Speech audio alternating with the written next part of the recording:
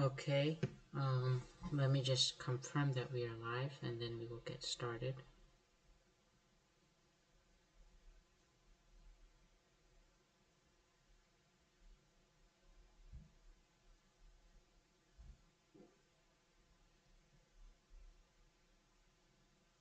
Just give me a minute.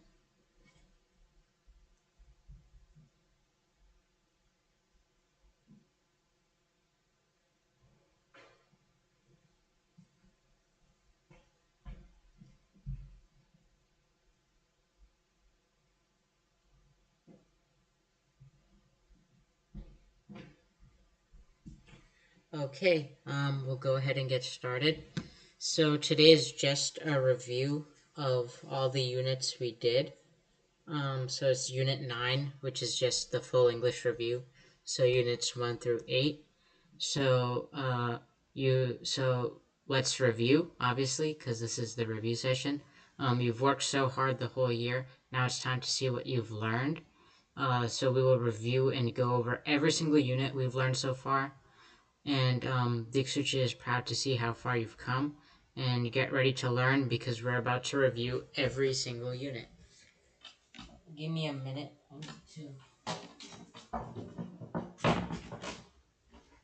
I'm just going to move my computer really quickly.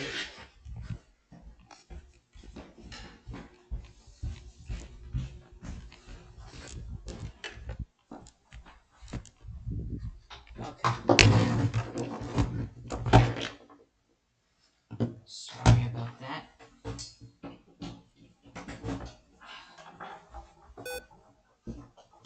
Okay.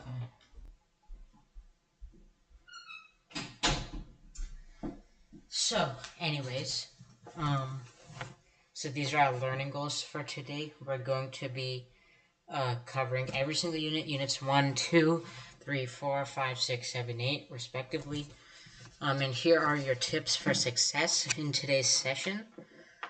So first of all, obviously pay attention, always being attentive and putting your full focus into whatever you're doing will always show in your results.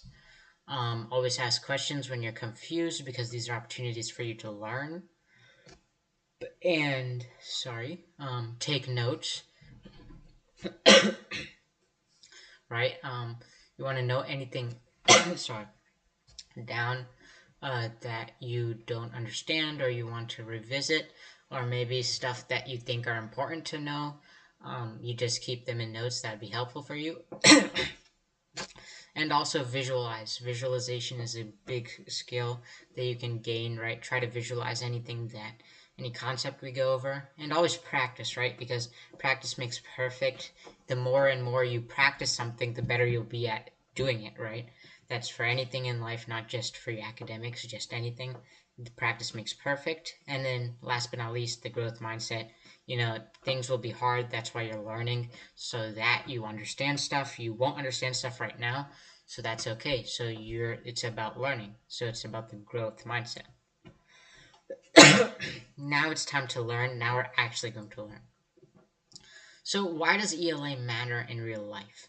So, well, ELA it's pertinent in reading, writing, and grammar, and how those subjects help us is that they help us understand directions, text clearly.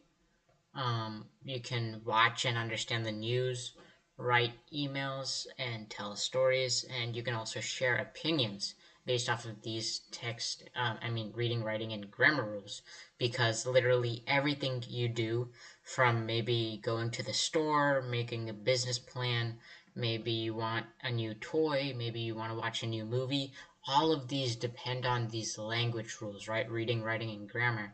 Whether you believe it or not, these are literally virtually omnipresent everywhere you go. And these are essential skills. So ELA is not just a school subject, and it's not a choice. It's a life skill that you do need, which is why it's so important that you really understand what's going on in these sessions. Okay, so now we're on to organizational patterns, sequence. Um, so organizational patterns and sequence. So sequence means putting everything together, right? Putting events together in their correct order. And we use sequence when giving directions, right? Maybe you'll say first you have to do this, then second you do that, and then third you do this, right? So that is just an example of it. And the common signal words that you have for it is first, next, then, after that, and finally. And basically, in these sequences, what you can do is you can give directions, like I just said, or you could tell what happened. Like first, the monkey ran off the roof. Second, the monkey fell. Third, the monkey got back up, like that, right? Or you could explain how to do something, right? Kind of tying into that directions thing. So that is for the organizational patterns, which is sequence. Now we're getting into complete sentences. So a complete sentence has a subject, which is who or what is doing something, and a predicate, which is what they're doing. For example, my friend Mikey went to the ball game, right? So basically, who did something is my friend Mikey, right? I included who, and I included a predicate, which is what they do. So I said he attended a ball game, right? That's an example of sentence. A bad example of the sentence is maybe um, at the game, right? Because at the game, there's really I don't have a subject of who's doing it. Like it would be a complete sentence if I said my friend Tommy was at the game. If I said my friend Tommy, that's not a complete sentence, right? Because I don't have a predicate, right? What is Tommy doing? So a good example of a fragment would be after the game, right? This isn't complete. I'm just saying like a time, right, after the game, but I'm not saying like what happened after the game, and I'm not saying who or what did it, right? And also, a good example of a complete sentence to fix this is after the game we celebrated a win. So the subject, who did it, is we. And what did we do? We celebrated, right? So this is a complete sentence. So these are some real world applications, right? Let's say you're planning a party. So you must put activities in the correct chronological sequence, and you must write out clear instructions in complete sentences. So examples are first, we decorate the room. This is a good example because it's saying what we do first for the sequence part of it. And then it also is a complete sentence because obviously, we have the subject, which is we, and then we also have the verb of what they're doing, which is decorating.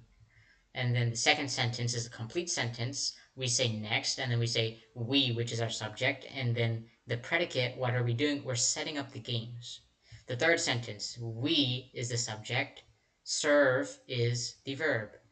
The final sentence, we is the subject, and clean is the verb or the predicate. So we have someone that's doing something, and we have something they're actually doing. So these are all complete sentences, and they go in correct chronological order. This makes logical sense. So this is a good example of sequence and complete sentences. So now let's get more into the mountain of a story. So now we're shifting more into the story stuff that we went over. And like all of this stuff for you guys is review. We went over this sometime throughout the year. Maybe it was in the beginning of the year, maybe September, October, or maybe it was very recently, January, February, right? But basically everything in this slideshow we went over before. So you should be able to make that connection. So try your best to make that connection. And this is more of review and reinforcement so that all of what we learned right now or through for the whole past year, now you can finally culminate it and finalize all your knowledge in here and make it very strong. So the mountain of a story. So stories often follow a shape like a mountain, not literally, but we're talking in how they flow, right? So the first part of a story is the exposition. This is where we're introduced to what's going on in the story, like who are the main characters, What are their personalities? What is the setting? So we get introduced to all the basics of the story. Then the second part is the rising action. This is where some tension starts to arise, right?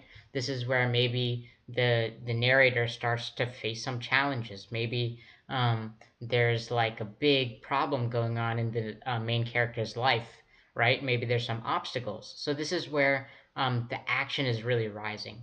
And then the climax is the peak of it. This is where maybe there's a turning point, or maybe there's a big event that happens. Maybe there's a big war and something bad happens in the war, right? So this is like the climax is the highest point where the tension is the highest, and that's where the story really starts to make its turn. And that's where the climax, or that's the climax, which is where the tension reaches its peak. That's the highest point of excitement in the whole story.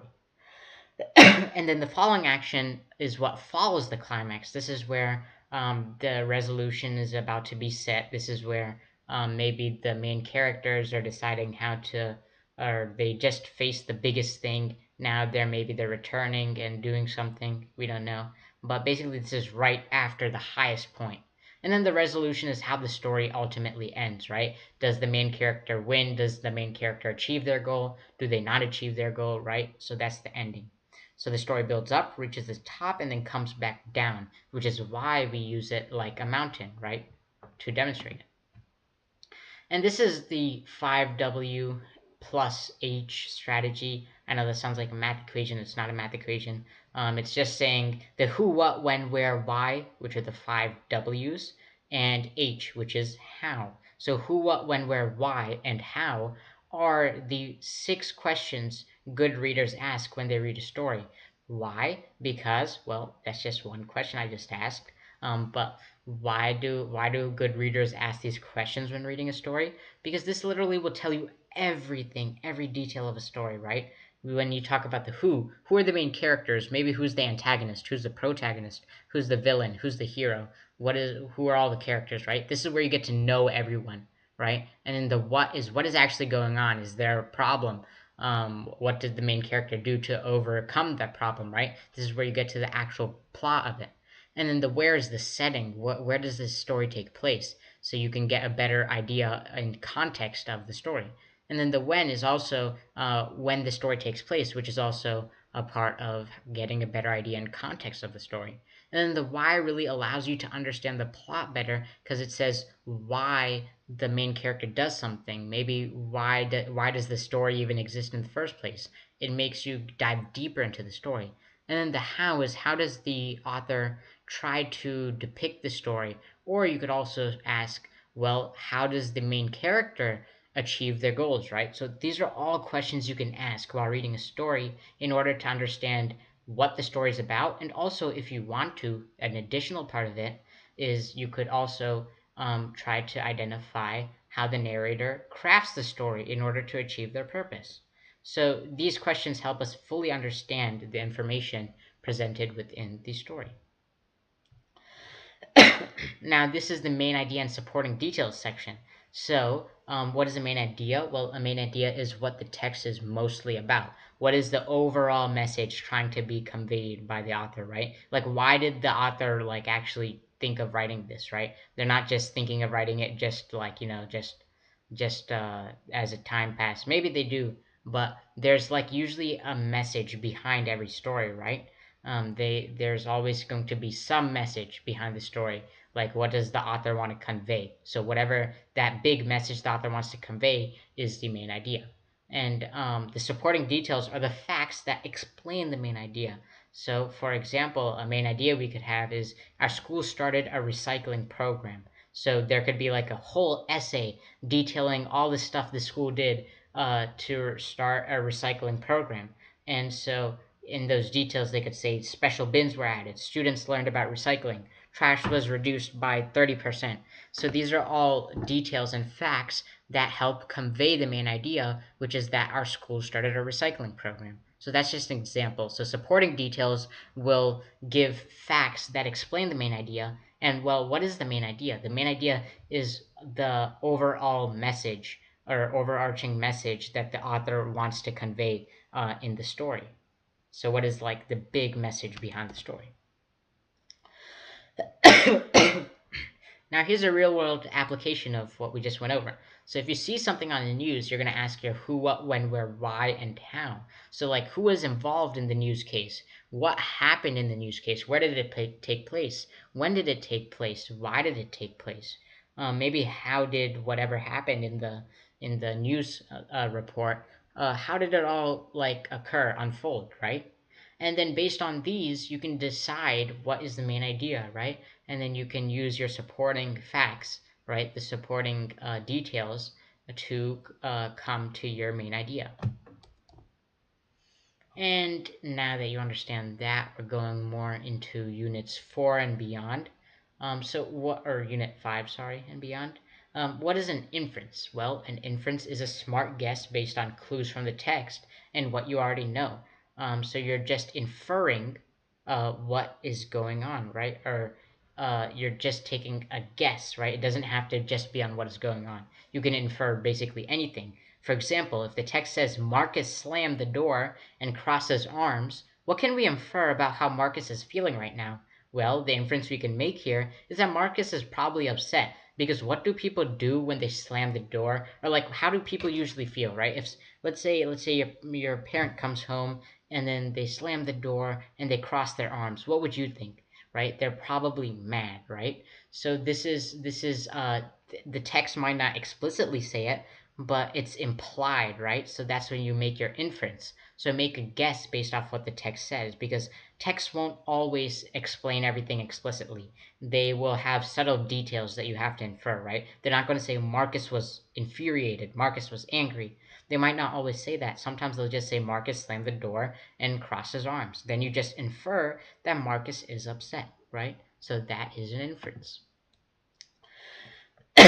Similar to inferences, what is a prediction? Well, we know that an inference is a smart guess based on clues you already know and what you already know, but a prediction is what you think will happen next. So we're not inferring what is happening or what's going on. We're predicting what will happen in the future. So it must be logical and based on evidence, right? Like there's a plethora of things you could guess that could happen, right? Like maybe like two countries will go to war, or maybe dinosaurs will come back to life, right? These are just guesses, but are they logical and are they based on evidence? Not really, right? So you want to make sure your predictions that you make are logical and based on evidence. You can use text evidence, like if a text says maybe two countries are about to go war, or dinosaurs, there's some scientific evidence that dinosaurs' DNA is being replicated in a lab, then maybe you could make a prediction that dinosaurs will come back to life or two countries will go to war, but it must be logical and based on evidence, right? So, for example, if dark clouds are forming, we can predict that it's probably going to rain, right? I didn't just randomly decide that it's going to rain. I predicted that it was going to rain based off of clues that we have, right? Dark clouds are forming, and well, what does it mean usually when you see dark clouds? It usually means that it is about to rain. So, that is an example of a prediction. So here's a real world application of an inference and a prediction. So let's say you're watching a movie. Then when you're watching a movie, you're going to infer how the characters are feeling and what they're thinking about, right? The movie won't always explain what the characters are thinking and how the characters feel, but based off of maybe what's going on in the story, you can infer how the characters are feeling and what they're thinking. And then also based off of that, you can predict what will happen next, right? Like let's say a character is getting very annoyed, right? And then he says something like, "You don't want to mess with me. You don't know how powerful I am." Then the next thing they'll do, we can probably predict that they're going to do something maybe retaliatory, right? They might retaliate, they might revolt, they might start a fight, they might send people to go attack the other person. So these are just some predictions I'm making based off of what we already know. So this is just an example of a prediction, right? How the problem might be solved. So now that we know that, now let's go over the elements of a story. So every story includes characters, which is a part of the who, the setting, which is a part of the where, when, right? Like the time it takes place and also the location. and the conflict, which is the what, right? The problem that's actually driving the characters to do something. And the plot is the series of events that take place, and the resolution is the final solution to the problem and how the story ends. So, a real world application of this is, let's say you're writing a skit. You must decide who are the characters, where does it take place, what problem happens, and how is it solved, right? Because characters, setting, conflict, plot, and resolution are in every single story. Yes, every single story. Whether it's a movie, whether it is a book or an article, they must have all of these components in order to be a very good story, right? Someone could just make a one sentence story, but that's not going to be a very effective story. In order to be an effective story, it must include the characters, the setting, the conflict, a plot, and a resolution. So when you write a skit, you must decide who are the characters going to be, where does it take place, what problem happens, how is it solved, right? Just what I just said before. And now let's talk about author's purpose. So authors write to persuade, inform, or entertain, right? The acronym to remember is PI. So authors could write to persuade or inform or entertain, or they could try to do all three at the same time. So you just have to basically use your logical reasoning skills to reason whether the author is trying to persuade, inform, or entertain. So, for example, let's say I know we've all seen food ads before. So, let's say you see an ad for pizza. When you see an ad for pizza, you're going to ask yourself, is this ad trying to persuade me, or is it trying to inform something to me, or is it trying to entertain me, right? So, these are the three things authors are trying to do, or could be trying to do, either persuade, or inform, or entertain. Well, this ad is probably trying to persuade me, because why do people make ads? Because they want to sell their product to you. So if you see an ad, you should understand that the author's purpose is to most likely persuade you to buy their product. So authors choose words carefully to convince you to buy something. So based off of that wording, what they're doing, I can infer, and also the setting, right, the context, right? It's an advertisement. So I can infer that they're trying to persuade me. Okay, now let's get into tone versus mood. So the tone is the author's attitude towards a text, and the mood is how the reader feels after reading the text. I know they sound similar, but the key distinction is that the tone relates to the author and the mood relates to the reader. So the tone is when an author is writing something, how does the author feel towards what they're writing? Are they disgusted by what's happening? Are they enlightened by what's happening? Are they sad by what's happening? Are they mad at what's happening? Or what they're writing, right? So that's the tone. The mood is how the reader feels. So the reader might feel, sorry, the reader might feel sad after reading the story. They might feel happy. They might feel mad after reading the story. So the mood is more about how the reader feels.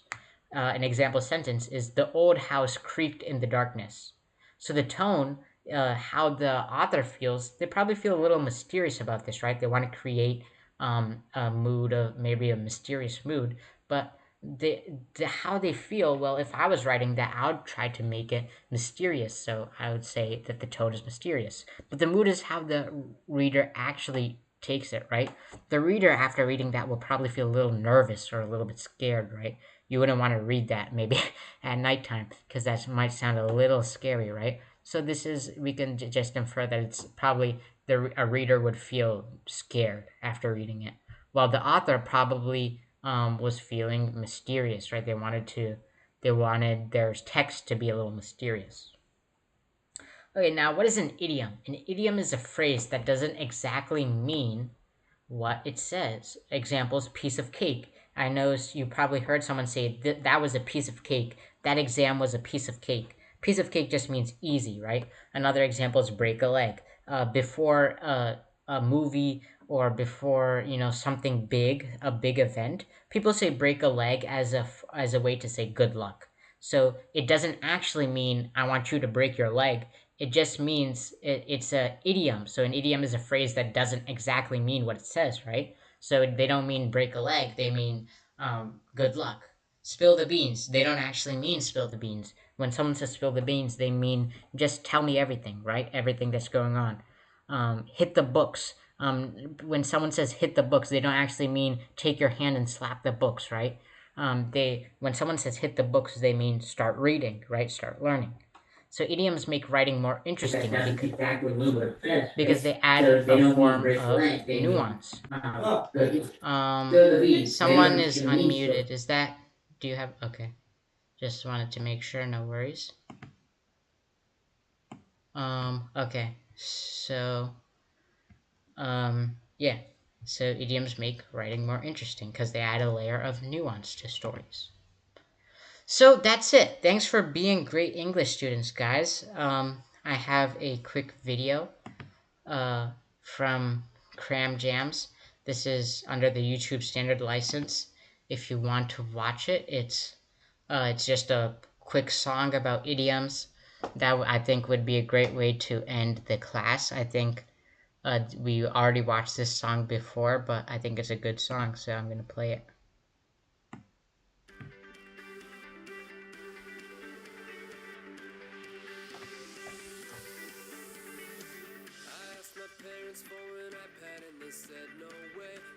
Expensive, so I asked how much I'd have to pay. They said an arm and a leg, and I was pretty bummed. That is until I learned that that was just an idiom.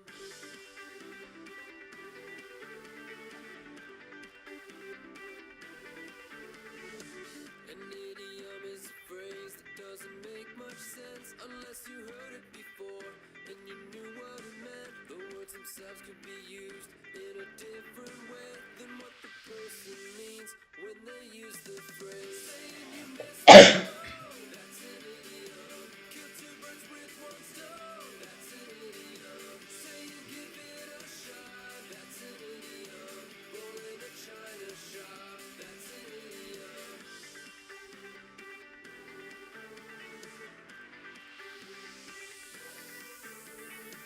When someone has cold feet, what does that really mean?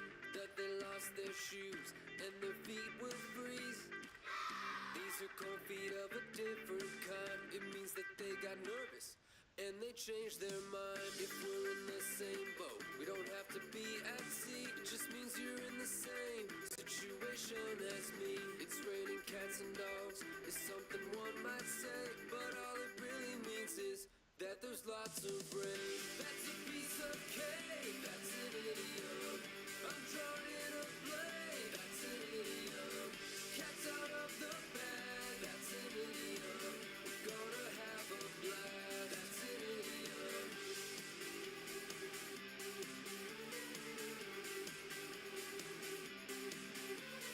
So, why would someone use an idiom? Well, idioms make what you say or write sound more interesting.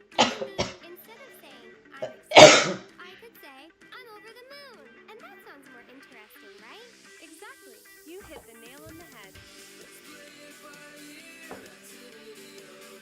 Crocodile tear, that's an idiom. It came out of the blue, that's an idiom. Have your cake and eat it too, that's an idiom. Barking up the wrong tree, that's an idiom. By the skin of your teeth, that's an idiom. We gotta break the ice, that's an idiom.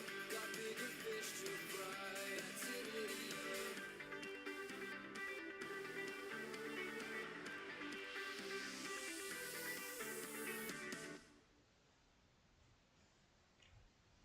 Okay.